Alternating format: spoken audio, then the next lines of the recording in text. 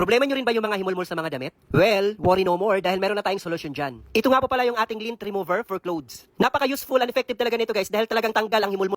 Ayos yun na. Try natin. Hi guys! Meron kaming new item. Ito naman is lint remover. Okay guys, so nakita nyo naman sa video kanina, di ba? Nakakatanggal siya ng mga himulmol sa damit or bags or anything na gusto nyo tanggalan ng himulmol. Ayan. So para makita natin kung effective talaga, subukan natin. Ayan guys, no? So susubukan na natin tong product na to.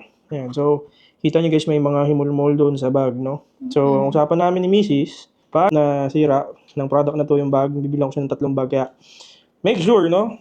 Na itong gumawa ng product na to sana gumagana talaga kasi yari. Kita nyo guys, diba? May mga himulmol. Kasi ito, Yan, so yun kasi yun. ito yung may kasalanan yun. No? Yan. So, subukan natin. Ano yun daw?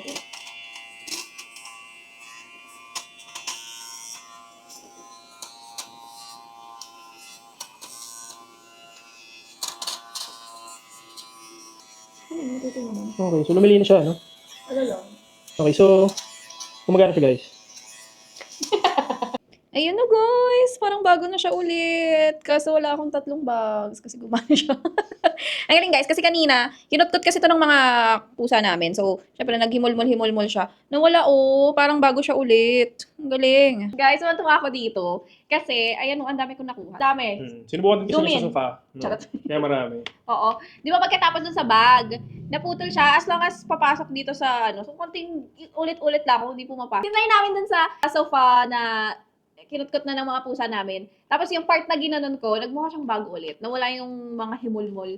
So, ayun, tuwa-tuwa ako sa kanya. Pili ko gabi-gabi ko itong gagamitin. Kasi ang dami ng pusa.